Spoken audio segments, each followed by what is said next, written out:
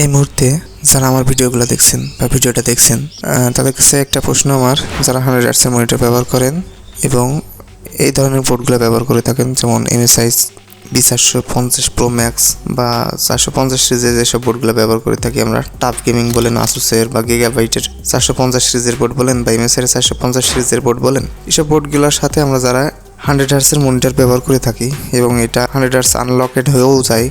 কিছু কিছু মনিটর আছে 100 হার্টজ আনলক অটোমেটিক্যালি হয়, আবার কিছু কিছু আছে যেটা গ্রাফিক্স কার্ড ছাড়া আনলক হয় না। যেমন আমার মনিটরটা ভ্যালু টপের, এটাতে আমি আনলক করতে পারি নাই।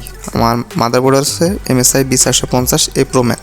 তো এই মাদারবোর্ডের সাথে আমি আমার মনিটরটা 75 হার্টজ পর্যন্ত আনলক করতে পেরেছি, তার উপরে আনলক করতে পারি নাই। তো আমি যখন গুগলে ঘাটাঘাটি করলাম তখন আমি দেখতে পেলাম অধিকাংশ বোর্ডেই 60 হার্টজ পর্যন্ত আনলকেড হয়। তো এইটা যদি 60 হার্টজ পর্যন্তই আনলকেড হয়, রিকমেন্ডেড 60 হার্টজ পর্যন্ত রয়েছে, তো এখানে যদি আমরা 100 হার্টজের মনিটর ব্যবহার করে থাকি তাহলে আমরা কতটুকু বেনিফিট পাচ্ছি মাদারবোর্ড থেকে মনিটরের 100 হার্টজে, বা সুবিধা অসুবিধা কতটুকু পাচ্ছি।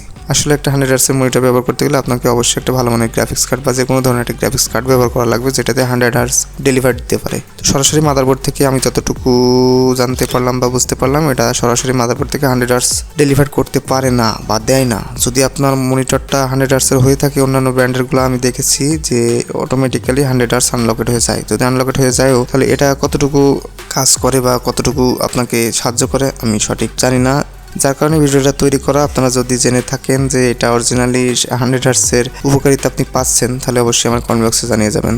সবাই ভালো থাকবেন, সুস্থ থাকবেন, খোদা হাফেজ।